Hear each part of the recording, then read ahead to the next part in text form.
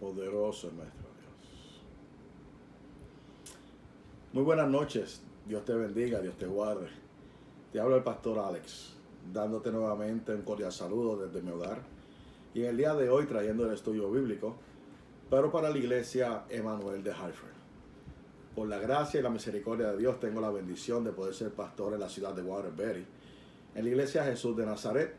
Pero de la misma forma tengo la oportunidad de poder servir junto a mi pastor, el pastor Greg Torres, y la iglesia Bautista Emanuel en Hartford, localizada en el 449 de la Washington Street, en la ciudad de Hartford. Y ahí mi cumplimiento como copastor de la iglesia. Y en el día de hoy vamos a estar estudiando la palabra de Dios basado en el texto bíblico de Primera de Pedro capítulo 5, versos del 5 al 11. Nuevamente, Primera de Pedro capítulo 5, versos del 5 al 11. Y el título para este estudio del día de hoy es La culminación de nuestra esperanza. A través de este currículo de estudios que nosotros hemos presentado por las últimas semanas y en los últimos meses, hemos estado hablando sobre la esperanza, que es un tema muy importante. La esperanza del ser humano tiene que estar puesta obviamente en Dios. Pero la base bíblica para poder entender por qué debemos tener nuestra confianza puesta en Dios está basado en esto. Nuestra esperanza tiene una base. Y la base es que existe un Dios creador de todas las cosas. Y ese Dios creador de todas las cosas que nos hizo a su imagen, a su semejanza, nos ha dado una esperanza para la vida eterna a través de su amado Hijo. Esa esperanza puede ser expresada, ya que cuando usted recibe la verdad de Dios a través de su Hijo amado, usted puede entender lo que Dios ha hecho por usted, el sacrificio de Cristo en la cruz del Calvario, y no queda otra más que poderle expresar a los demás que hay esperanza en el Señor. El mundo no nos puede ofrecer esperanza, ya que la esperanza del mundo es pasajera. Pero la esperanza que Dios ofrece a través de las Escrituras es duradera, es eterna y es para siempre. También de la misma forma que como puede ser expresada, muchos han dado fe de esta esperanza. No es que simplemente hemos creído en un Dios ni que somos fanáticos. La realidad es que si nuestro Dios no existiera, a través de la historia, ¿para qué poder contar historias que serían fábulas, no reales? ¿Por qué tantas personas han estado dispuestos a morir por causa del nombre de Jesucristo como lo hicieron en el pasado y como lo continúan haciendo hasta el día de hoy? Ya que la fe en el Señor realmente es verdadera, porque es la única que ha cambiado vidas, es la única que ofrece salvación, es la única que te da una relación directa con el creador del universo, y ese es nuestro Dios. Por lo tanto, la fe de muchos ha dado fortaleza a nuestra esperanza, y de la misma forma el testimonio de todos aquellos que han entendido que la esperanza de Dios es duradera de tal gran forma que expresa gozo. Y la verdad es que el gozo que nosotros expresamos no es que siempre estamos felices, no es que siempre estamos alegres, no es que nunca vamos a pasar por momentos de dificultad de nuestra vida. Por el contrario, el gozo que produce nuestra esperanza es entender que es lo que el tema que el día de hoy vamos a estar cubriendo, la culminación de nuestra esperanza. Así que nuestra esperanza tiene base, puede ser expresada, está basada en la fe. De la misma forma, muchos han dado testimonio y muchos han expresado el gozo de la esperanza que han sentido al venir a los pies de Cristo. Y como todo, la palabra nos enseña que llegará a una culminación, a un punto final. Y de eso se trata el estudio de hoy. La idea central es que nuestra esperanza en Cristo un día será realizada. Alabado sea el nombre de nuestro Dios y Todopoderoso, Señor Jesús. Así que en el día de hoy te invito a que busques la palabra en el libro de Pedro, Primera de Pedro, la primera epístola, capítulo 5, versos 5 al 11, y mientras lo haces, comenzaré con una oración. Padre, Señor, en esta noche, te doy gracias por la oportunidad que tú me das de poder presentar, Padre mío, Señor, este estudio de la palabra. Te pido, Dios mío, como siempre, que seas tú hablando a través de ella y que sobre todo que las personas que han de conectarse hoy a través de las redes sociales, a través del Facebook y en los próximos días, Señor, a través del canal de YouTube de la iglesia, Señor, esta palabra imparta aliento y esperanza a aquellos que en el día de hoy se encuentran sin ninguna. Te pedimos fortaleza, Padre amado, mi Dios, para aquellos que están enfermos y sin esperanza. Te presento, Padre mío, Señor, aquellas vidas que están presos, Señor amado, sin esperanza. Te presento, Padre mío, Señor, aquellos matrimonios, Padre mío, Señor, que están pasando por dificultades, Padre mío, y no tienen hoy esperanza, han perdido sus esperanzas, al igual que la condición con sus hijos. Hay tantas cosas que nos pueden robar la esperanza, pero Señor, nosotros tenemos una esperanza viva, como dijo el apóstol Pedro, en el libro de Primera de Pedro, capítulo 1, verso 3, nuestra esperanza está viva. Así que te pedimos, Padre, Señor, que tú en el día de hoy hables, ministres y nos capacites. En el nombre de Jesús. Amén, amén, amén. En la epístola de Pedro, obviamente, como se ha estado resumiendo en las últimas semanas, semanalmente, había un dato histórico. En el tiempo que el apóstol Pedro escribió la carta para la iglesia en Roma, para la iglesia en Asia Menor, para el año 64 más o menos se piensa que el apóstol escribió esta carta, un poco antes que comenzara la persecución por parte del emperador romano Nerón en aquel tiempo. La palabra o la historia nos ha revelado que la iglesia comenzó a experimentar momentos de persecución muy violentos, motivada por el odio del emperador romano Nerón. Además de matarles, el historiador Tácito dice que él utilizaba a los cristianos como entretenimiento para su pueblo. Los llevaba a los coliseos y allí eran vestidos con pieles y le soltaban perros feroces para que los devoraran mientras el pueblo romano se entretenía y gritaba por el auge de la gran violencia que estaba siguiendo este pueblo. De la misma forma eran echados a los leones, y no solamente los adultos, sino también sus esposas con sus niños, aún embarazadas o si no niños recién nacidos. Este hombre no tenía ninguna clase de compasión ni misericordia para el pueblo de Dios. El odio que él sentía para la iglesia era promovido por lo que había en él, el mismo Satanás. No hay otra forma de cómo poder expresarlo. Entonces, también enseña que algunos fueron crucificados, otros fueron quemados vivos y fueron utilizados como antorchas vivientes en los caminos de Roma. Entonces, la realidad es que el pueblo de Dios estaba experimentando algo que nunca habían visto por causa de creer en el nombre de Jesucristo. Y por lo consiguiente, la esperanza del pueblo se estaba agotando. No era fácil, ni es fácil, ser testigo de todas estas cosas, de torturas, de asesinatos, de violencia por personas que son llenas de maldad hacia personas que solamente hablan de la fe y la esperanza en Cristo. Nuestro mensaje sigue siendo uno, que solamente Cristo puede salvarnos de nuestros pecados y de nuestra maldad. Y por causa del nombre de Cristo hemos sido odiados y continuaremos siendo odiados por este mundo. La palabra nos explica muy bien que como nosotros no somos parte de este mundo, hablando de los que han creído, de la misma forma como odiaron a Jesucristo, también nos odiarían a nosotros. De la misma forma que persiguieron a Jesús, de la misma forma nosotros seríamos perseguidos. La palabra también nos advierte que pasaríamos por tribulación y por angustia, pero que era necesario para poder llegar al reino de los cielos. Así que la definición de esperanza, no sé si te acuerdas hace unas semanas atrás, me gusta la definición de esperanza en hebreo. Porque la esperanza que nosotros podemos pensar como individuos es algo, un anhelo, es un deseo. Pero sabemos muy bien que muchas veces tenemos esperanza en algunas cosas y se puede dar el caso que esto nunca se llegue a un cumplimiento porque no está basado en algo sólido, en algo real, sino en un deseo ardiente del corazón. Pero la esperanza descrita bajo el idioma hebreo es una esperanza que es más que un anhelo o es un deseo, es algo concreto. Y lo compara con un cordón, con una cuerda que tiene algo atado al final. No sé si te acuerdas, la palabra era tikva, que significa esperanza en el hebreo. Y esa palabra, esa definición para esperanza me gusta, porque está basado en una cuerda y en algo atado a ella. Lo que implica que no es un sueño, no es un anhelo, es algo real, es algo palpable, es algo que está en tus manos y que cuando la continuación de tu jalar, al final vas a encontrar lo que está atado en ella. Y me gusta esta definición porque verdaderamente habla y se puede comparar con la esperanza que nosotros tenemos en Cristo. Aunque usted y yo no lo hemos visto, porque la realidad es que nosotros hemos creído por fe.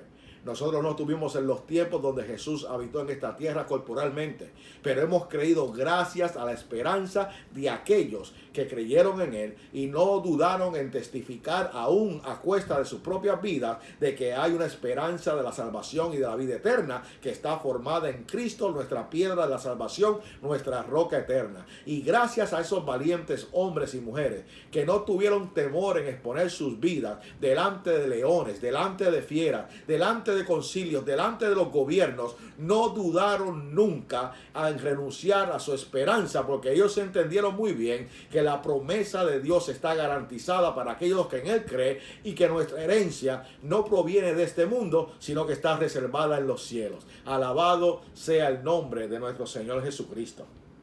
Y como introducción, para poder comenzar con el capítulo en el día de hoy, capítulo 5, en los versos primeros de este capítulo de la carta de Pedro, en los primeros 5 versos el apóstol comienza con una exhortación para los ancianos de la iglesia.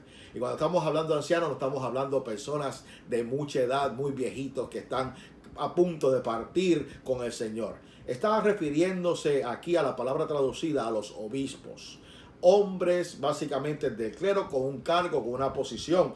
Y la palabra anciano hace referencia a madurez espiritual. Hombres capacitados, entendidos, que han desarrollado su fe y que son espiritualmente ya maduros. No son niños espirituales. Han pasado por el proceso, han crecido en su fe y Dios en su gracia los ha colocado a ellos para que pudieran dirigir a la iglesia que estaba creciendo en medio de aflicción y en medio del dolor. Así que el apóstol Pedro no solamente está tratando de decirles tengan ánimo simplemente por decirlo. El apóstol Pedro afirmó ser testigo de los sufrimientos de Jesucristo. También dice que él fue participante de esa gloria revelada. En el pasado el apóstol Pedro tuvo una oportunidad gloriosa y fue cuando Jesús se transfigura, se transforma, y dice la palabra que en ese monte donde estaba el Señor orando con Pedro, con Jacobo y con Juan, hubo una manifestación gloriosa donde se presenta Moisés, donde se presenta Elías, y las vestiduras de Cristo se vuelven blancas resplandecientes. Su rostro se vuelve como el sol brillante y sus vestiduras como la luz.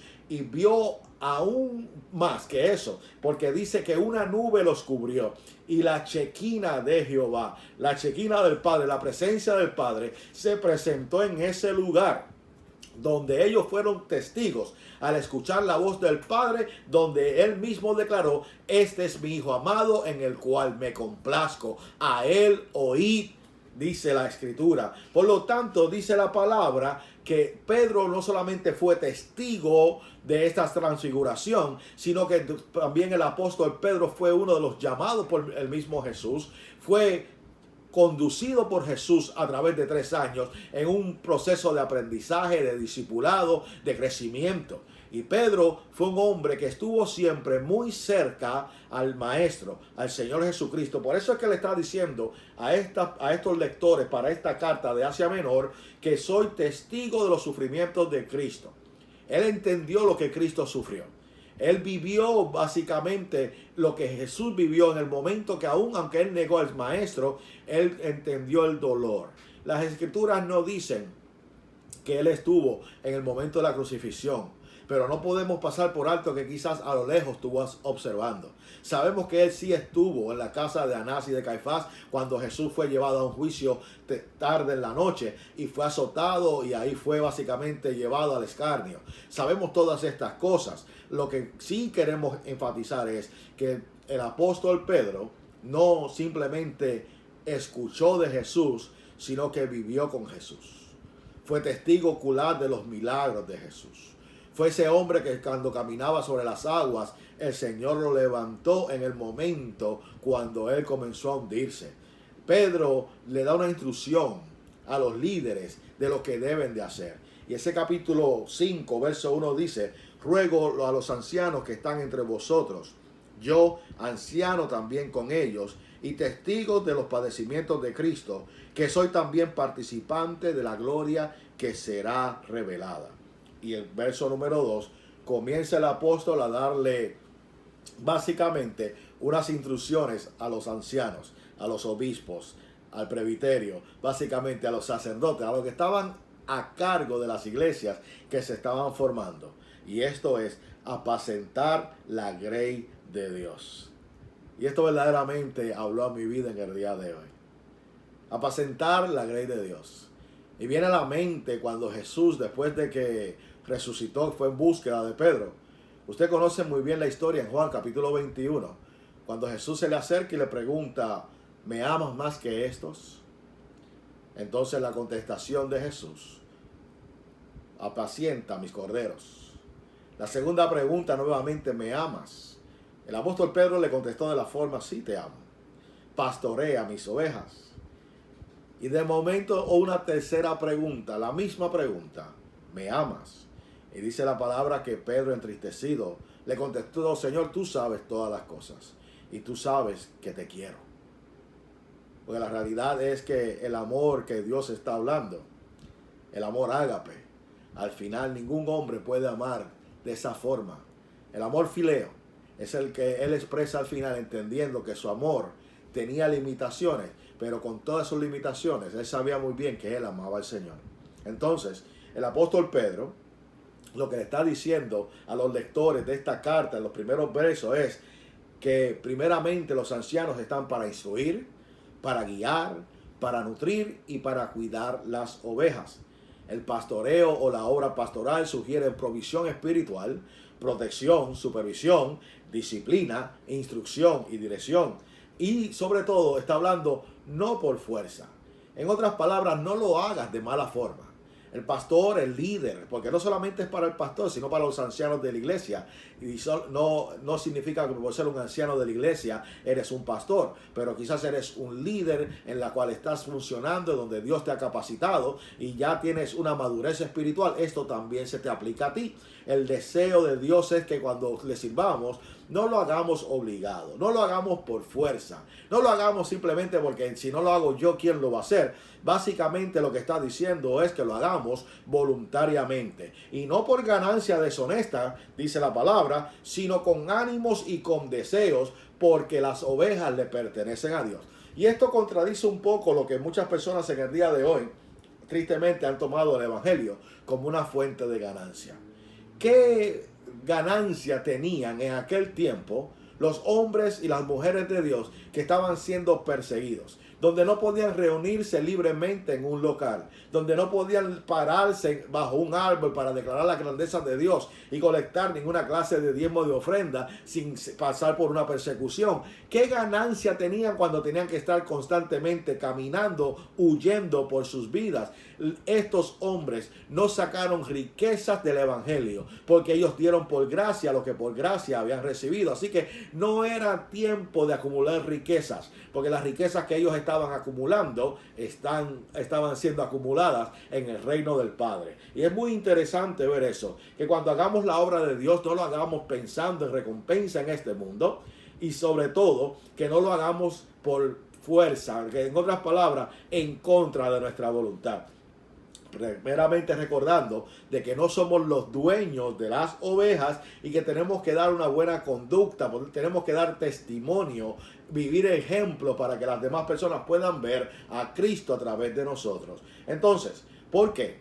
El apóstol Pedro en el verso 4 del capítulo 5 le dice la razón. Porque cuando venga el príncipe de los pastores, vosotros recibiréis la corona incorruptible.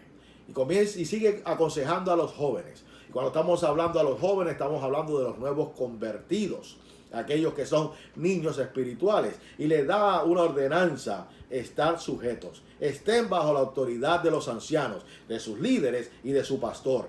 Y todos, hay un llamado para tanto los obispos como para los jóvenes, estén sujetos los unos a otros. Sean fieles los unos a otros, disciplinados los unos con los otros, obedientes los unos con otros. Al final, ¿sabemos por qué? Porque escrito está que todo lo que nosotros hacemos lo debemos hacer para la gloria de Dios. Así que no debe ser un peso el tú levantarte y decir, hoy tengo que estudiar la palabra para prepararme, para llevar un mensaje a la iglesia. No debería ser un peso, a pesar de que hay circunstancias que a veces nos hacen pensar y dudar, no debería ser de amargura el pasar tiempo buscando la dirección del Señor. No debería ser para nosotros agravoso el hecho de que muchas veces predicamos y no vemos el resultado. Si vamos a ver a través de las Escrituras, si este es tu caso, no eres el único.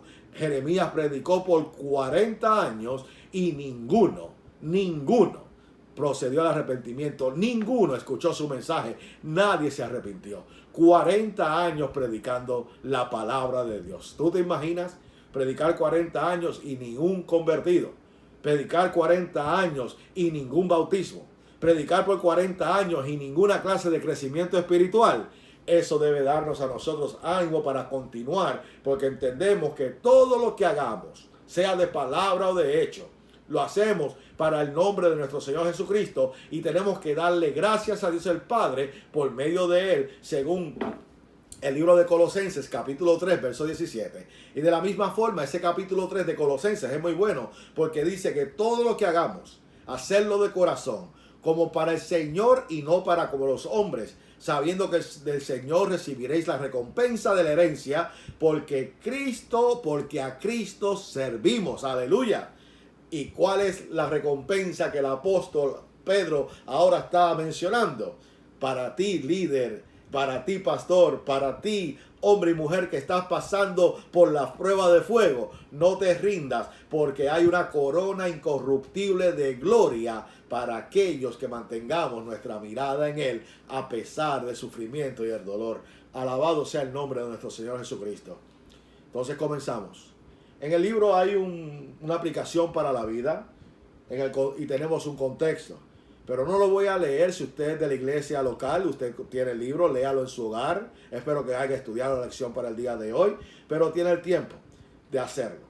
Dentro del contexto, la iglesia estaba pasando por persecución. Pedro está llevando un mensaje de esperanza, dejándole saber que todo lo que está pasando llegará a su fin y que la esperanza del hombre es Cristo y la esperanza está viva. Aleluya y alabado sea su nombre. Dice la primera sección: Dios resiste a los soberbios y da gracia a los humildes. Humillaos pues bajo la poderosa mano de Dios, para que Él los exalte cuando fuere tiempo, echando toda vuestra ansiedad sobre Él, porque Él tiene cuidado de vosotros. Primera de Pedro, desde el verso 5 a mitad, le podemos poner 5b si así lo quiere identificar. Dios resiste a los soberbios. Entonces, como primer punto, todos tenemos que ser humildes. ¿Y de qué se trata eso? No confundamos humildad con pasar escasez, tener hambre, tener una casita pequeña, tener un carrito que está a punto de morirse. Eso no es humildad. La realidad es que una persona puede ser humilde teniendo riquezas, teniendo todas las cosas que el mundo puede ofrecer. La humildad no está definida en las posesiones, porque hay personas que pueden tener pocas cosas y tener un corazón soberbio y arrogante a pesar de que no tienen lo que desean, y eso es lo que los impulsa a sentir ese deseo en sus corazones. La humildad es básicamente un sentir, es algo que Dios nos dice que debemos practicar de continuo. Lo que pasa con nosotros, hermanos, como dice esta escritura, Dios resiste a los soberbios. Y soberbios es básicamente una palabra que podemos buscar para un sinónimo. Tiene que ver con orgullo. Y si hay algo que el ser humano tiene, escúcheme bien, es que todos somos orgullosos. Escúchenlo. Quizás usted dice, no, yo no soy orgulloso. Pero todos tenemos orgullo. Orgullo de nuestra escuela, orgullo de nuestra familia, orgullo por nuestro país, orgullo por nuestra cultura, orgullo por lo que hemos logrado alcanzar en la vida. Así que no podemos decir que no poseemos orgullo. Sentimos orgullo, somos personas orgullosas. orgullosas de la nación que representamos, orgullosos de ser latinos en este caso. Pero ese orgullo no es malo. No es algo depravante el sentirse orgulloso por lo que has logrado en este mundo. De eso no se trata. Pero de que sí todos somos orgullosos, vamos a la parte en la cual quiero que entiendas por qué he acabado de decir que todos somos orgullosos. Unos más que otros, pero al final todos somos orgullosos. Me explico. Somos personas que se nos hace difícil en muchas ocasiones reconocer cuando hemos fallado. Hermanos, eso es orgullo. Cuando hemos fallado o cuando estamos mal físicamente, emocionalmente y en este caso espiritualmente. ¿Cuán difícil se le hace al hombre reconocer que está mal emocionalmente? Existen tantas ayudas que se le pueden dar al ser humano. Dios ha capacitado y le ha dado sabiduría al hombre para que existan en el día de hoy personas profesionales que puedan atender nuestra necesidad emocional. Ya sea un psicólogo, ya sea un psiquiatra, ya sea un consejero. Dios ha dado estas herramientas para que el hombre, cuando no puede lidiar con ciertas circunstancias, reconociendo primeramente que está en necesidad, pueda acercarse a buscar esta ayuda. Y hay muchas personas que están tan obstinadas en la situación de que no buscan ayuda por peor que se vean las cosas. Es más, y solo llevamos al ámbito espiritual, cuán difícil se le hace al ser humano reconocer primeramente que es pecador. Cuán difícil se le hace al hombre reconocer que está fallándole a Dios. Hay personas que cuando como pastor tú le preguntas, ¿cómo usted está? ¿Está bien? Y uno conoce, no es que uno pueda leer la mente, no es que uno tenga la omnisciencia de Dios para conocer todas las cosas, pero uno puede darse cuenta cuando una persona realmente está bien o cuando una persona está pasando por alguna situación, porque por más que trate de ocultarlo, su rostro va a declarar verdaderamente lo que hay dentro de su corazón, aunque esta persona no lo quiera admitir. Y qué difícil se le hace al ser humano para venir delante de Dios y decir, Padre, perdóname porque he pecado. Estoy fallándote en esta área, por no entrar en detalles. Estoy fallando aquí, estoy fallando allá. Y sobre todo como líder, muchas veces no confesamos nuestros pecados delante de Dios y delante de la junta, delante de la iglesia, por simplemente el hecho, ¿qué dirán? El famoso ¿y qué dirán? Tú sabes muy bien que esto se aplica no solamente en la iglesia. Muchas personas por una posición social que ellos llevan, ¿qué dirán de mí si yo digo que soy débil en cierta área?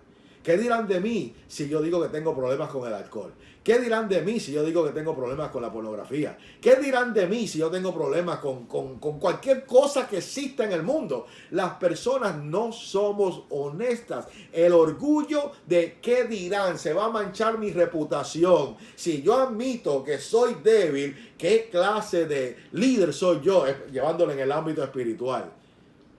Y la realidad es, hermano, que todos nosotros vamos a necesitar ayuda y todos nosotros nos pasamos por situaciones emocionales y la tristeza es que preferimos encerrar lo que estamos viviendo antes de buscar ayuda por el famoso refrán, ¿qué dirán de mí? Yo no sé si esto se aplica a ti, pero en muchas ocasiones yo he tenido que experimentar eso en lo personal. La realidad es que cuesta un poco el decir ciertas cosas que nos pueden comprometer, que puede verse nuestra reputación manchada de alguna forma. Pero cuando uno es humilde, uno reconoce que es vulnerable y uno entiende que uno falla y que no hay un hombre en esta tierra que sea de la misma forma que Dios, que nunca falla. Nosotros todos fallamos. Qué fácil se le hiciera al cristiano si tuviéramos la voluntad de confesar nuestros pecados, despojándonos de la arrogancia, tratando muchas veces de resolver problemas espirituales con nuestra propia prudencia. Muchas veces el ser humano prefiere tratar de resolver sus problemas, sea del hogar, sea del trabajo, sea el problema que sea, por sus propias fuerzas. Cuando llegamos a lo último, cuando decimos ya no queda más esperanza, entonces algunos recapacitan y entienden, déjame buscar ayuda en el Señor. Y déjame decirte, muchas personas ven eso como un acto hipócrita, porque dicen, y ahora buscas al Señor porque estás con el agua hasta el cuello. Bueno, si el agua tenía que llegar hasta el cuello para que tú miraras hacia arriba y buscaras tu socorro, Alabado sea el nombre del Señor, porque el agua llegó hasta el cuello y eso fue lo que te hizo reaccionar. Muchas personas prefieren ahogarse antes de mirar hacia arriba y confesar su maldad. Entonces, lo que el apóstol le estaba hablando a la iglesia, que Dios resiste al orgulloso. Y la palabra resistir, el verbo vivamente, se imagina uno a Dios como alguien que se establece en orden de batalla contra tales personas. Vuelvo y lo digo. La palabra resistir, el verbo que el Señor está hablando, hace referencia a Dios se pone en contra, en batalla, en contra de aquellos que son soberbios, que son orgullosos. El orgullo es el mal del hombre, hermanos. Y al final, todos poseemos un poco. Pero, dice la palabra, que el orgulloso recibe algo, pero también el que es humilde recibe otra cosa. Y eso es la gracia de Dios. Dios corona de favor al sumiso. La palabra nos enseña que cuando somos humildes, nos postramos delante del Señor y confesamos nuestras vidas tal y como somos. Y no tenemos nada por qué sentirnos mal, porque Él nos conoce perfectamente.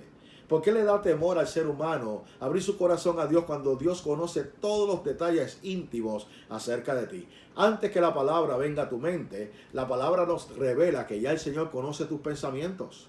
El Señor conoce tu levantar y tu acostar. Nos da temor confesar nuestro pecado delante de Dios.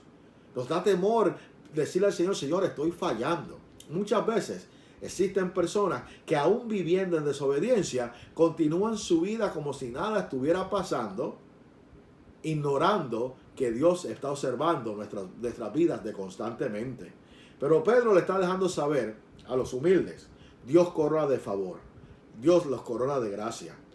Pero el capítulo 5 comienza con esta palabra, revestidos de humildad. La palabra revestirse se traduce como una palabra que se refiere a un esclavo poniéndose un delantal antes de servir. Vaya capítulo 5, verso 5. Igualmente, jóvenes, están sujetos a los ancianos y todos sumisos los unos a otros, revestidos de humildad, porque Dios resiste a los soberbios. Ahora, ¿qué le está dejando saber el apóstol Pedro a los lectores de su carta en la iglesia de Asia Menor? Primeramente, que revestirse se traduce en esa palabra que es rara, pero la realidad es que se refiere al esclavo poniéndose un delantal antes de servir. Ponerse o quitarse la ropa, básicamente, es un modo que aparece en las Escrituras para identificar un estilo de vida ético de cada creyente. El Señor en Isaías dice, el Señor me ha vestido de salvación. Y Efesios capítulo 4, verso 24, nosotros hemos sido revestidos por el poder de Dios. Entonces, cuando estamos hablando de revestirnos o de vestirnos, es una acción continua. Es una acción que no es simplemente en el día de hoy, sino constantemente como siervos tenemos que ponernos ese delantal de siervos, tal y como lo hizo Jesucristo. La palabra nos enseña que Jesús, para lavar los pies, se quitó su... Bueno, vamos a buscarlo por no inventar. Vaya al libro de Juan, capítulo 13. Capítulo 13, versos del 2 en adelante. No lo voy a leer completo, pero es desde el 2 al 11. Y dice de esta forma.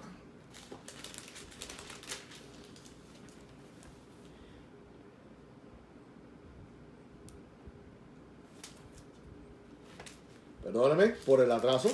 Estaba en el capítulo equivocado. Y es cuando Jesús le lava los pies a sus discípulos. Y cuando cenaban, como el diablo ya había puesto en el corazón de Judas Iscariotes, hijo de Simón, que le entregase, sabiendo Jesús que el Padre le iba a dar todas las cosas en las manos y que había salido de Dios y él iba, se levantó de la cena, se quitó su manto y tomando una toalla se ciñó. Y esa es la parte, se ciñó tomando una toalla. Lo que hizo el Señor Jesucristo en ese capítulo fue vestirse de siervo. Y del siervo más bajo que puede tener o que se podía tener en aquellos tiempos. Porque era el servicio para un esclavo, para un siervo, el de más baja reputación, el más indignante, el tener que lavarle los pies y las manos a todos los que venían de visita. Eso estaba reservado básicamente para el más bajo de los siervos. Y la palabra nos enseña que Jesús tomó esa posición, se humilló a sí mismo.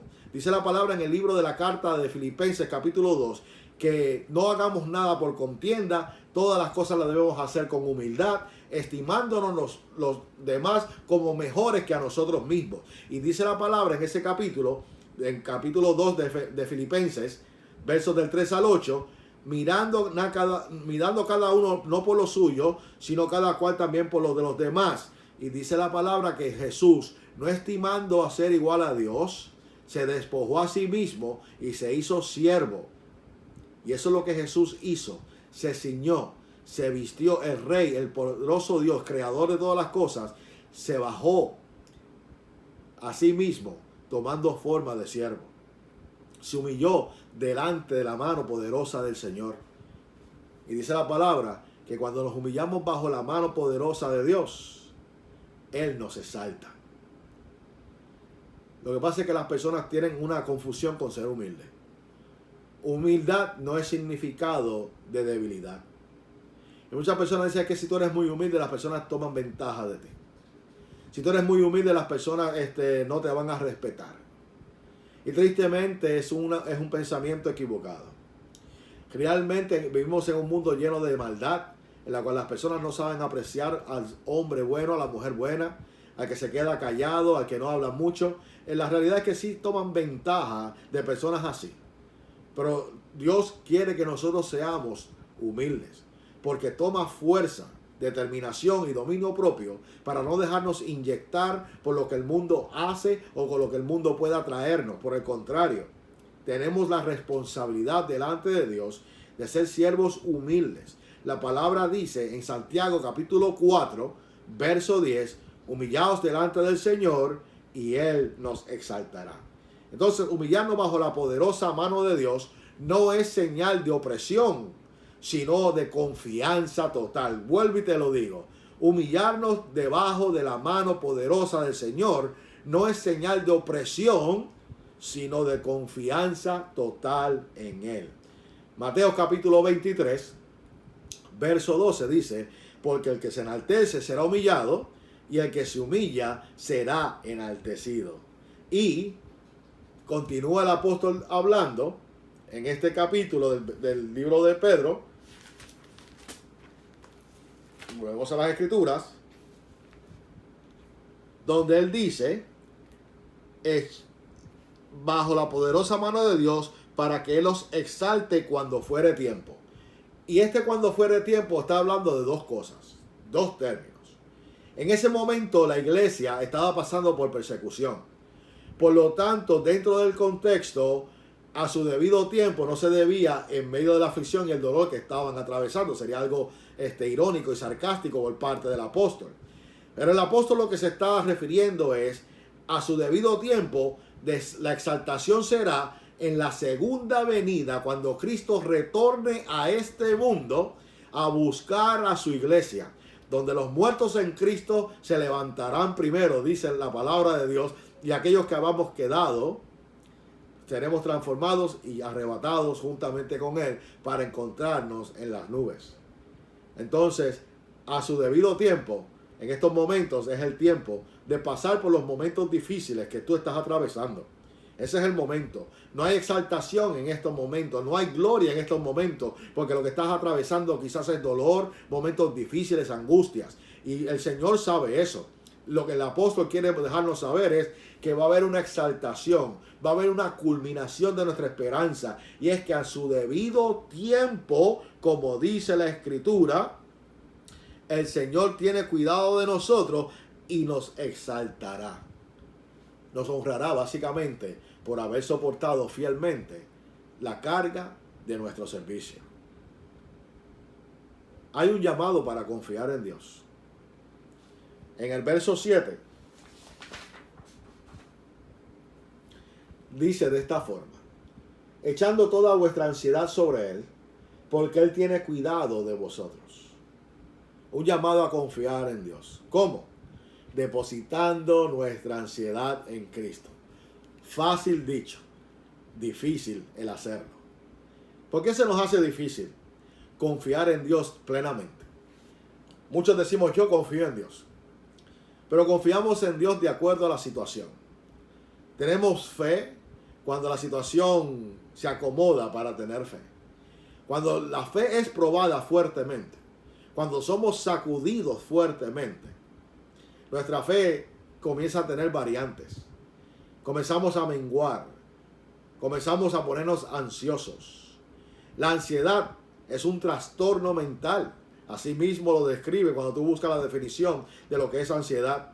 Es una perturbación de pensamientos. La ansiedad puede ocurrirle a una persona cuando teme que algo malo va a suceder.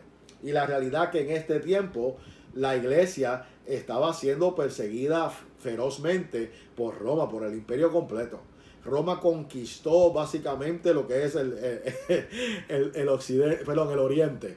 Estuvieron una conquista que por poco conquistan todo lo que es el occidente, de verdad, el oriente, perdón, confundo esas dos palabras. Pero la realidad es que Roma tuvo un imperio poderoso. No había lugar a donde esconderse donde Roma no estaba.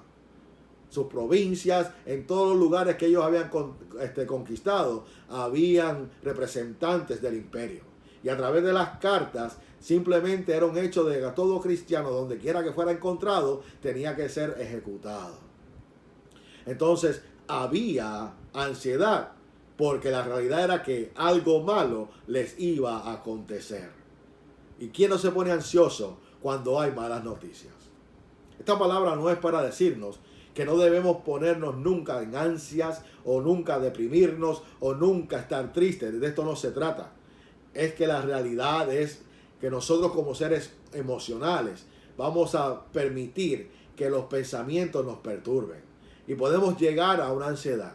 Muchas personas han relacionado la angustia con el miedo o con una preocupación extrema. Entonces, ¿qué es lo que puede quitarnos a nosotros nuestra ansiedad? Primeramente, quiero dejarte saber algo. Humillarte ante Dios no quita necesariamente la ansiedad. Escucha bien esto. No quiero que lo malinterpretes. El humillarte ante Dios no quita necesariamente la ansiedad. Me explico. Sabes tú muy bien que no hubo otro en esta tierra como Jesús, que confiaba plenamente en la voluntad de su Padre. Si hay alguien que estaba seguro de quién era su Padre, de cuál era su providencia, de dónde venía, si estaba seguro en el poder, en la autoridad, en el señorío y sobre todo en el amor del Padre hacia él, era Jesucristo.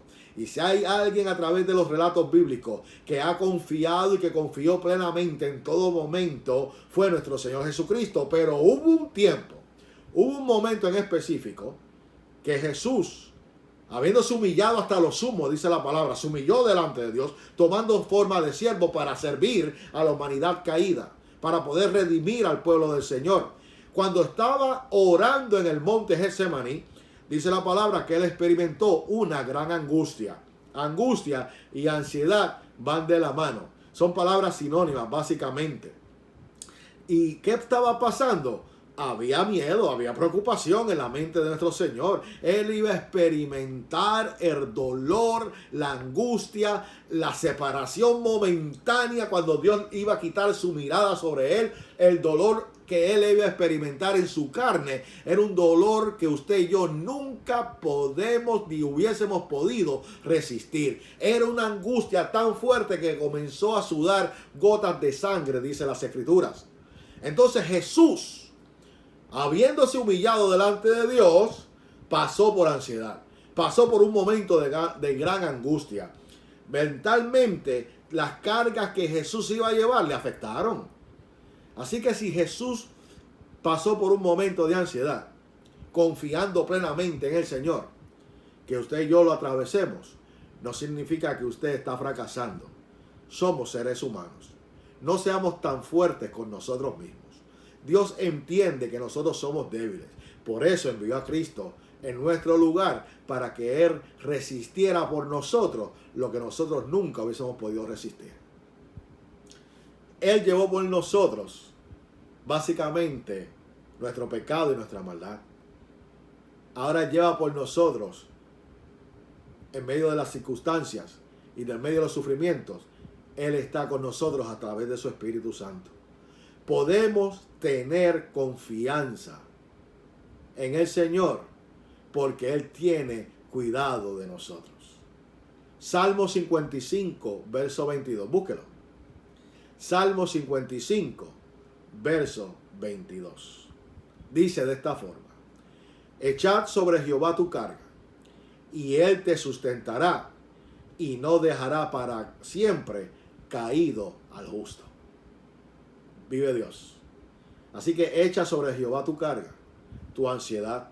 La palabra en Mateo también Jesús nos dice que no nos preocupemos del día de mañana, porque el día de mañana traerá su propio afán. Nos enseña que no tenemos que preocuparnos de vestidura, ni de comida, ni de nada. Estoy parafraseando. Dice la palabra que los pajaritos del cielo no trabajan, no siembran, mas el Señor se encarga de alimentarlas todos los días. Y de la misma forma dice que los lirios del campo no hilan, no pueden tejer. Y dice la palabra que ni aun Salomón se vistió como uno de ellos. Lo que ocurre con los lirios del campo, que en el día de hoy están bien florecidos y bien lindos, pero mañana se secan y mueren. Entonces, ¿qué representa o qué quiere dejarnos saber Jesús a través del afán y la ansiedad? Que no nos preocupemos más de lo que tenemos que preocuparnos, sino que estemos confiados en Él. Porque en medio de la prueba Él estará con nosotros para darnos la fortaleza necesaria para poder resistir, para poder vencer. Y esa es la culminación de nuestra esperanza. Se trata de que Dios tiene el poder suficiente para sustentarnos en medio de la prueba. Y el Salmo 55 dice, mira, echa tu carga completa. ¿Usted sabe cuál es nuestro problema? Si me da un segundo para poder tomar un poquito de agua. Nuestro problema es que no podemos con el peso de nuestra carga. Y venimos al Señor y le decimos, Señor, heme aquí. Estoy aquí y deposito mi carga. Tu carga, lo que sea. Ponle nombre, tú sabes cuál es tu carga. Aquí está, Señor. La pongo en tus manos. Tómala, yo confío en que tú lo vas a hacer. ¿Y qué sucede después de eso? Después que le depositamos la carga, o supuestamente le depositamos la carga al Señor, básicamente no me voy a preocupar más de todo esto, pasan 2 minutos y ya tenemos el pensamiento en la situación. Llega el otro día y ya estamos preocupados y ansiosos. Pero habíamos puesto la carga en el Señor. En otras palabras, le decimos, Señor, no puedo con esto. Tan pesado que no lo puedo cargar. Tómalo, llévalo.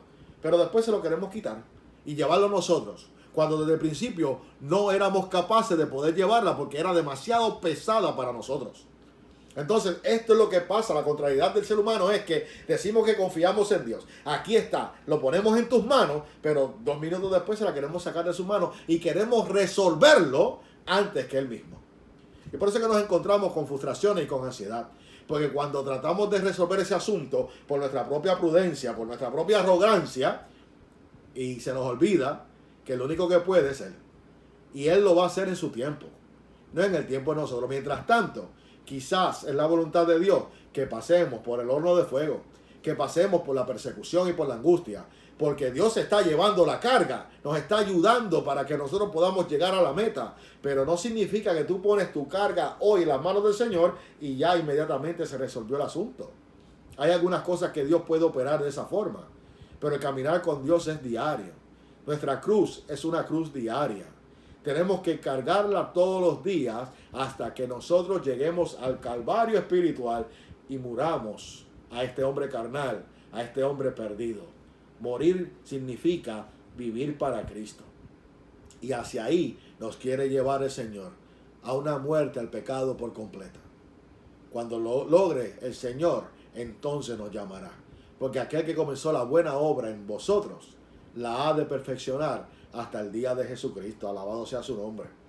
Entonces, para poder transicionar a la segunda parte, si el tiempo me lo permite, ya faltan 10 para las 8, el tiempo vuela.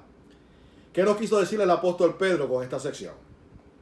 Primeramente le quiere decir a los lectores que se sujeten a Dios de tal manera que pongan toda su confianza solamente en Él. No hay otra. Deben saber que Dios cuida, o debemos saber que Dios cuida de cada uno de nosotros y que quiere que dependamos solamente de Él. Que estamos bajo su poderosa mano, la mano poderosa de Dios. ¿Usted sabe lo que implica eso?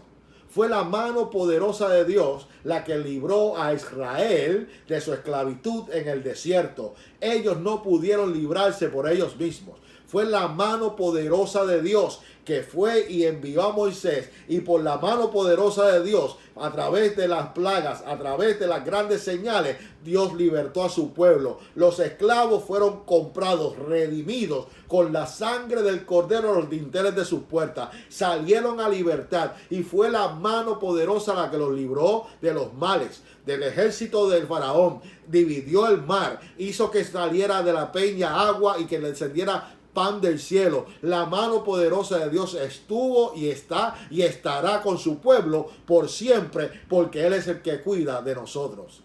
Amén, amén, amén. ¿Qué es lo que le está diciendo el apóstol Pedro?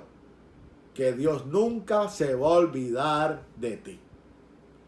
Tú que te encuentras quizás hoy pasando por una situación difícil, la palabra nos enseña en el libro de Salmos, capítulo 37, verso 5. Encomienda a Jehová tu camino, confía en Él y Él hará. Wow, tremendo. Palabras simples. Se trata de dejarle saber al Señor, aquí está todo, hazlo tú. Pero qué difícil se nos hace aplicar algo tan sencillo para leer. La segunda parte. Primera de Pedro capítulo 5, versos del 8 al 9. ¿Por qué tenemos que tener esa seguridad? Dice la palabra, tenemos que ser sobrios y velar, porque nuestro adversario el diablo, como león rugiente, anda alrededor buscando a quien devorar, al cual resistir firmes en la fe, sabiendo que los mismos padecimientos se van cumpliendo en vuestros hermanos en todo el mundo. Entonces, de esta sección número 2, el primer punto es que no podemos descuidarnos. Hay una advertencia de cuidarnos de Satanás, del diablo, como aquí está mencionado. Debemos ser sobrios y tenemos que estar velando en todo momento. Los creyentes tenemos que tomar en serio lo que es permanecer mentalmente alerta.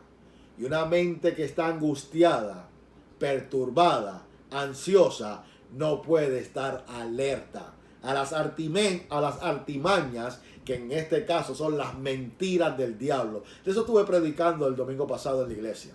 Las armas que utiliza el enemigo para nuestra destrucción. Y sobre eso es parte en el día de hoy que quiero compartir, es que nuestra mente no puede estar creyéndole a las mentiras del enemigo. Tenemos que tener la garantía que nuestra esperanza se llama Jesucristo y que nuestra esperanza vive y que nuestra esperanza ha prometido para nosotros salvación y vida eterna. Los creyentes tenemos que entender que velar implica a una vida de oración, a una vida de intimidad con Dios. Mateo capítulo 26, verso 41 dice: velad y orad para que no entréis en tentación. El espíritu a la verdad que está dispuesto, pero la carne, mi hermano, usted conoce esa. La carne es débil. Por más que uno trata de agradar a Dios, por más que uno desea no fallarle al Señor, usted se encuentra con esa contrariedad. Deseo, pero la carne se opone. Así que, ¿cómo podemos velar? En oración, para que no entremos en tentación, porque el enemigo no puede obligarte a hacer nada que tú no accedas. El enemigo fue vencido en la cruz del Calvario. Satanás ya no tiene autoridad ni potestad sobre los hijos de Dios.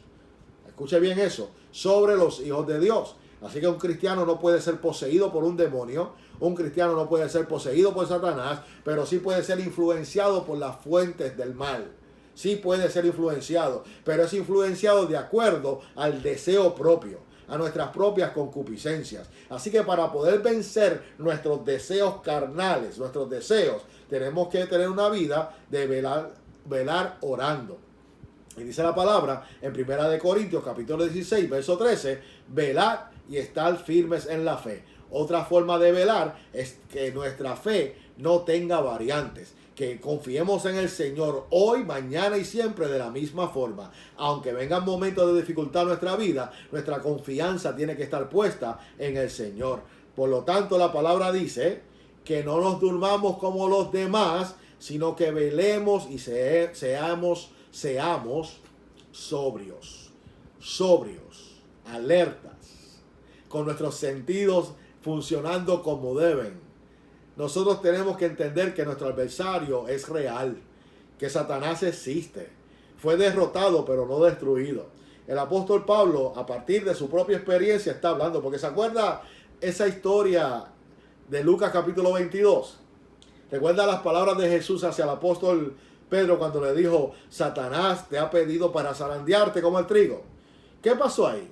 Ahí vimos un Pedro orgulloso, un Pedro confiado de sí mismo, un Pedro arrogante. Jesús le está diciendo: Satanás te ha pedido para zarandearte como el trigo. Palabra de Jesús, que eso era un hecho.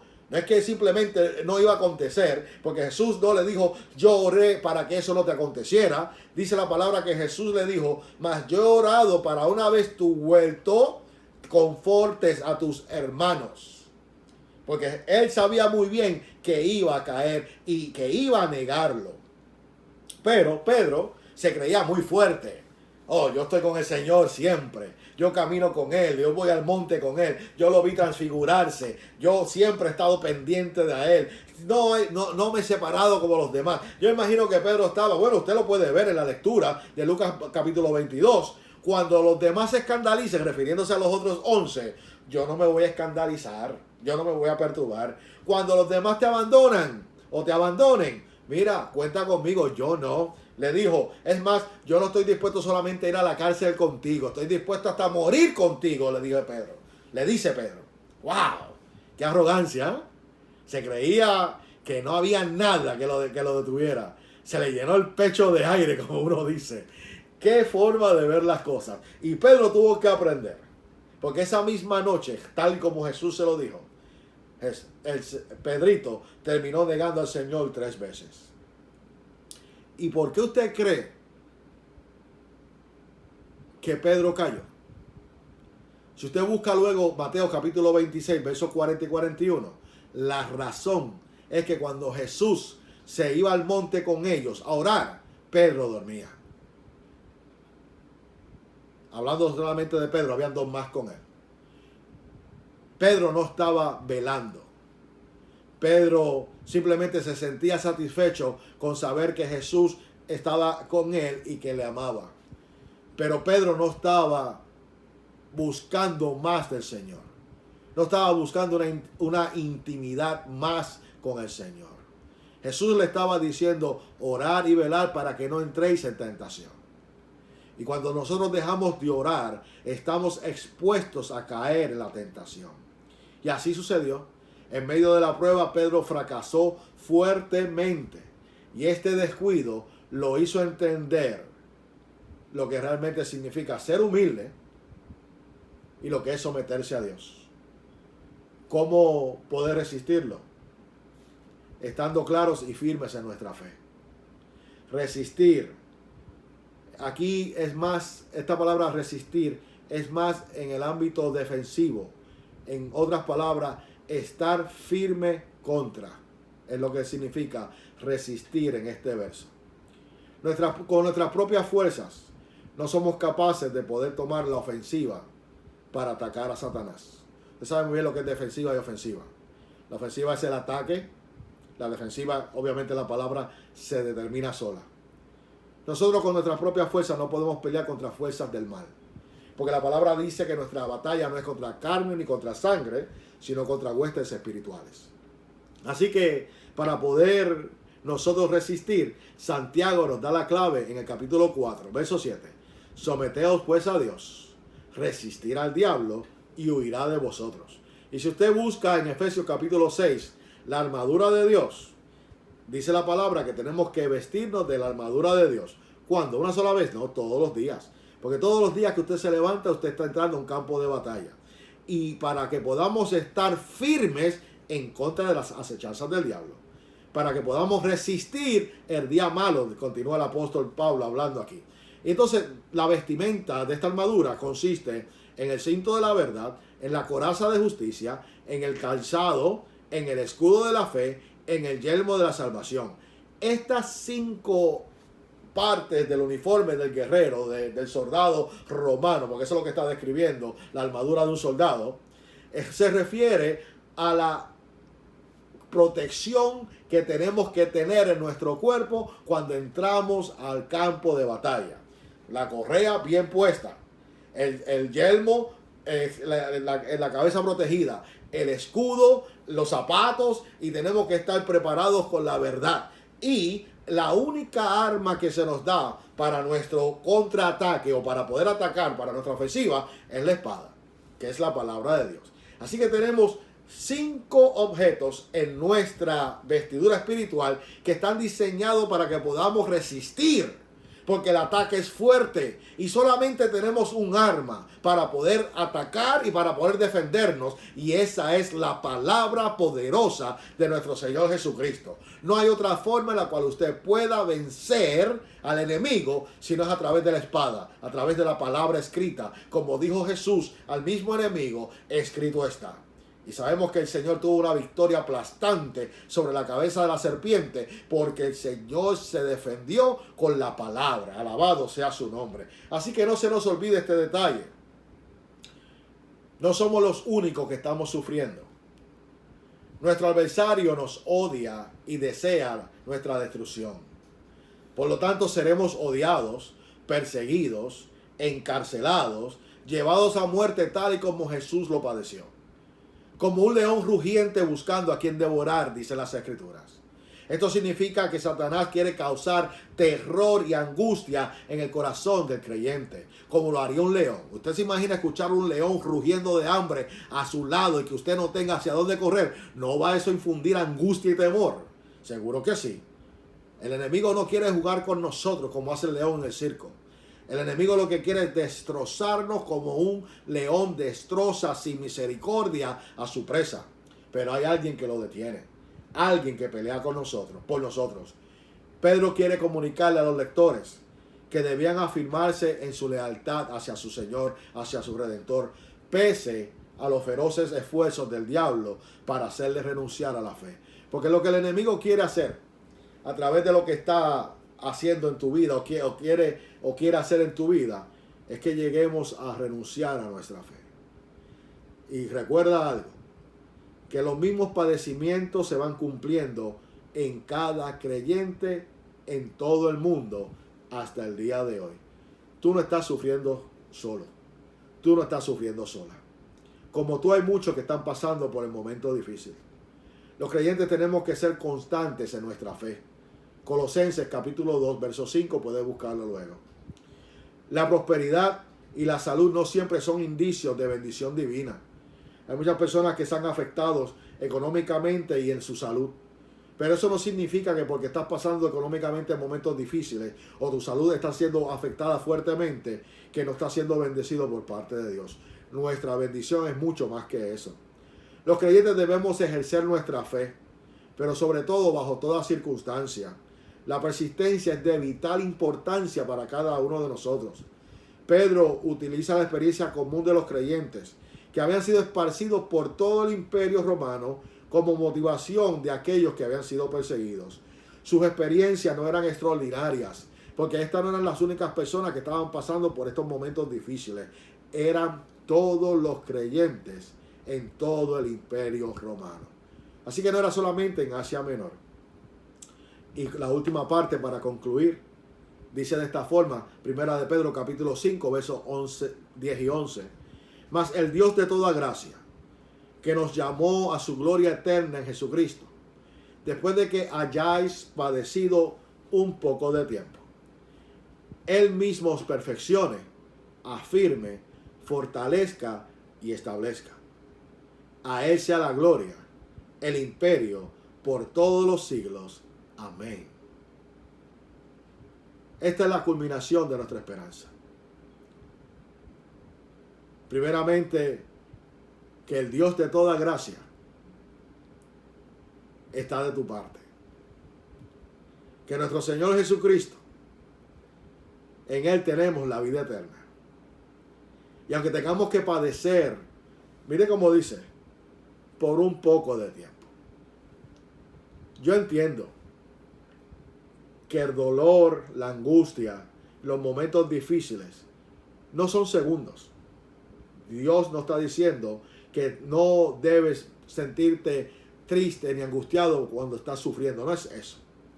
Pero que la angustia en este mundo es momentánea. Que la persecución, el odio contra ti y lo que estás atravesando no es para siempre.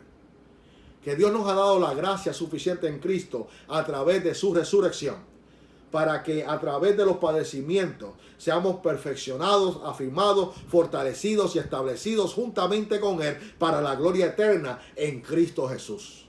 Lo que Dios ha prometido se cumplirá en Cristo, y la culminación de nuestra esperanza es Jesucristo. Dice la palabra en Primera de Pedro, capítulo 1, verso 3.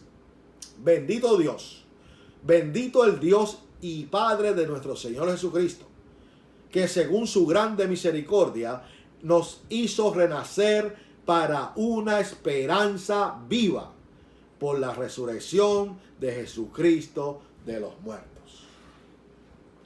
Así que, hermano, que me escuchas, el mensaje del apóstol para ti en el día de hoy como para mí es que nuestra esperanza tiene una base, y nuestra esperanza debe ser expresada. Nuestra base es Jesucristo, y tenemos que expresarle a cada criatura, perdonen, que nuestra esperanza debe ser expresada. No podemos callar.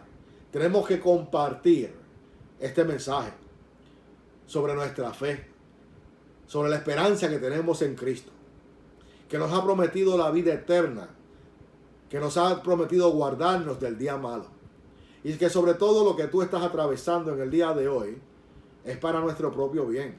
Créelo. Nuestra esperanza es duradera, y nuestra esperanza produce gozo. ¿Cuál es el gozo? El gozo del creyente tiene que ser que cuando Cristo venga a ponerle fin a las cosas que tiene que ponerle fin, vendrá con justicia y con equidad, y sentado en su trono gobernará con justicia para siempre. Y las Escrituras nos aseguran que no habrá más dolor ni más llanto. No tendremos necesidad ni siquiera ni del sol ni de la luna, porque Él emana luz. En Él está la luz. Él es la luz del mundo. No va a haber más enfermedad, no va a haber más dolor, y toda lágrima, toda angustia, toda molestia, toda enfermedad no tendrá parte en su reino. Viviremos eternamente y para siempre con Él. ¿Y cuál es la esperanza y cuál es la garantía? Que Cristo resucitó de los muertos. Es por eso que yo soy un seguidor del Señor. Primeramente porque Él me buscó, y entiendo eso. Su gracia me alcanzó cuando yo no lo merecía, y me dio la vida eterna que yo ni siquiera merezco hasta el día de hoy. Pero a Él le plació llamarme desde antes de la fundación del mundo y adoptarme para ser hecho su hijo. Y en medio de todas estas cosas me prometió una herencia incorruptible. Una herencia que no puede ser corrompida, una herencia que es verdadera y que el Señor mismo ha de darle a cada uno de sus hijos, porque nuestra herencia, nuestra esperanza, está guardada en los cielos. Así que la esperanza va a llegar a su cumplimiento, y el cumplimiento de nuestra esperanza es el retorno de Jesucristo por su iglesia. Que Dios te bendiga, que Dios te guarde. Si este mensaje ha sido de bendición para tu vida, compártelo con aquellos que no tienen quizás una cuenta con el Facebook. Nosotros estaremos retransmitiendo a través de la Iglesia Bautista Emmanuel Hartford este mensaje a través del canal de YouTube. Y de la misma forma en la página de la iglesia con el mismo nombre, Iglesia Emmanuel. Se me fue. Perdón. Iglesia Bautista Emanuel. Cosas pasan, hermano. Y tantas cosas, pero le doy gracias al Señor. Iglesia Bautista Emanuel Hartford. Disculpen ese error y los que vengan. Que Dios les bendiga, que Dios les guarde. Y gracias a mi esposa que es la voz que me ayuda en momentos como estos. Que el Señor te bendiga. Quiero orar contigo en el día de hoy. Continúa. No estás sufriendo solo. Que eso sea lo que te motive. Que puedas entender que el Señor se compadece de los sufrimientos de sus santos. Y que cada lágrima es recogida como incienso y con olor fragante. Pero va a llegar un momento que el Señor mismo vendrá donde ti, transformará tu lamento en baile eternamente y para siempre, donde quitará todo sufrimiento de ti y veremos su gloria y su rostro tal y como es Él. Padre, Señor, en esta noche te doy gracias por la oportunidad que tú me has dado de poder presentar el estudio de tu palabra. Te pido por aquellos que han escuchado en este momento y aquellos que escucharán en el día de hoy o en el día de mañana. Permite que tu palabra, Señor, sea de bendición para sus vidas y que podamos entender que nuestra esperanza está viva. Nuestra esperanza no está muerta. Que el Señor reina para siempre y que su palabra se cumple. Y esa es la base de nuestra esperanza. Que la paz de Dios sea contigo. Recuerda que este domingo a las 11 de la mañana en el 449 de la Washington Street en la ciudad de Hartford, la Iglesia Bautista Emanuel, estaremos allí reunidos. Te invitamos. Si no tienes un lugar donde reunirte, estamos con las puertas abiertas esperándote. Recuerda que en medio de estos tiempos van a haber unas regulaciones basadas a la pandemia, donde tienes que ir con una máscara, donde tenemos también las cosas necesarias para cumplir con los reglamentos. Tenemos todo lo que necesitamos para poder llevar nuestro servicio, pero tenemos que también guardar el distanciamiento social. Pero eres más que bienvenido para visitarnos. El pastor Greg Torres estará ahí esperando para darte la mano a la distancia, para darte un saludo, pero para orar por ti, para dejarte saber que puedes contar con nosotros. Al igual que la junta de líderes de la iglesia, al igual que mi persona junto a mi esposa, estamos para servir. Le servimos a un Dios vivo. Y la palabra que el día de hoy, para ti líder que me escuchas, es que hagamos todo con amor, no forzados, no nos cansemos, porque al final todo tiene recompensa y es una corona que es incorruptible. Que Dios te bendiga, que Dios te guarde y que la paz de Dios sea contigo. Bendiciones.